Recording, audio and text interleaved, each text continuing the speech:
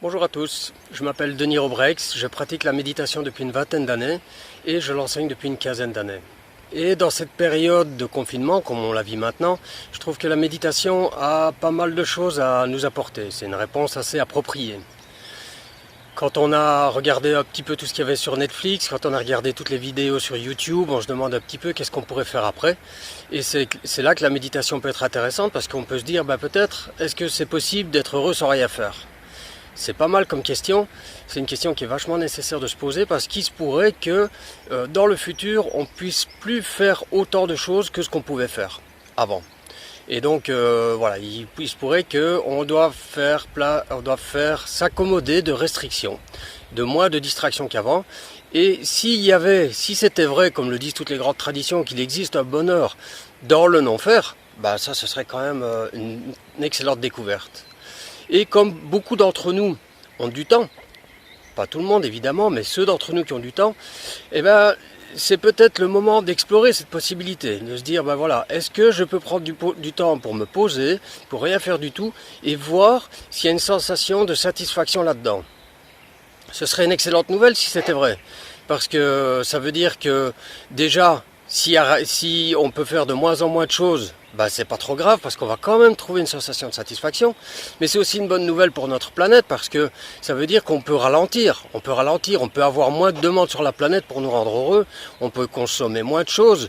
On peut continuer à consommer, bien sûr, mais on peut aussi de temps en temps s'arrêter de consommer. Et juste trouver de la satisfaction dans rien du tout. Juste être là, juste être présent, juste se poser. Et donc c'est super pour la planète, c'est super pour les pays pauvres qu'on exploite, c'est super pour l'écologie, le climat, pour notre corps aussi, parce que toujours consommer tout un tas de trucs à la longue, ça amène des maladies, on le sait bien. Et pour toutes ces raisons et pour bien d'autres encore, je pense que ce temps qu'on traverse, cette époque, et c'est pas juste le confinement maintenant, je pense que ça va durer, cette époque, elle nous appelle à ça. Elle nous appelle à, est-ce qu'il y aurait moyen de ralentir et peut-être même gagner en bonheur, gagner en autonomie, gagner en sécurité. Voilà, ça c'est tout un tas de questions que je me pose, c'est des questions que j'aime bien, qui me sont chères, qui me sont précieuses et qui s'imposent à nous maintenant avec une grande force.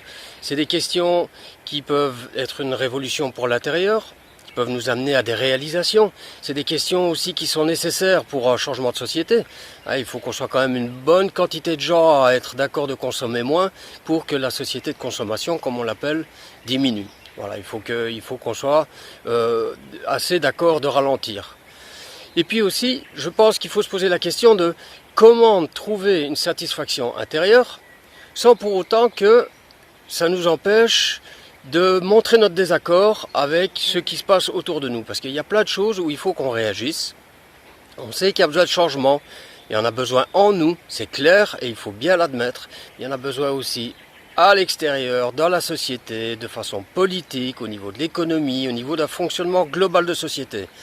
Il ne faudrait pas qu'on s'imagine que le fait de trouver un bonheur intérieur, ça nous met du coup en sécurité, et puis voilà, c'est un bonheur un peu égocentrique, et ce qui se passe dehors, on s'en fout parce qu'on est toujours capable d'être heureux, quelles que soient les circonstances.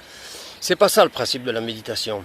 C'est aussi de revenir sensible, de réactiver notre sensibilité, notre empathie et notre bienveillance, et vraiment avoir envie de prendre soin de ce monde, c'est-à-dire en fait, toujours sentir de l'amour, aimer la vie. Ça nous amène à ça, la pratique de la méditation. Si ça nous amène juste à un petit bonheur égocentrique, c'est pourri. Ça sert à rien. Ça sert à rien du tout. Mais c'est pas à ça que ça mène si c'est bien fait. Ça mène à nous réveiller notre envie de prendre soin de nos amis, de nous-mêmes, de ce qui nous entoure, de la société et du monde, dans la mesure de notre possible, sans rentrer dans des jeux de haine et sans nous faire arriver jusqu'au burn-out parce qu'on s'investit à mort dans le changement de la société et qu'on ne prend pas du tout soin de nous-mêmes, mais juste de trouver cet équilibre entre prendre soin d'un espace intérieur et s'engager dans un monde à l'extérieur. Voilà, c'est un peu les questions que je me pose, les questions qui se posent, je trouve, dans ce temps, dans cette période qu'on vit. Et si vous voulez poser comme moi, à ce moment-là, je propose un séminaire dans lequel on va les explorer, ces questions. On va essayer, pas d'aller jusqu'au bout, parce qu'elles sont d'une profondeur immense, mais tous, d'où, quel que soit notre point de départ, pour les débutants, pour ceux qui ont déjà vachement de pratique, il y a toujours moyen d'aller plus loin et de se rassembler pour explorer différentes approches de la méditation et voir comment elle fonctionne pour nous. Je pense que c'est un bon moment pour ça.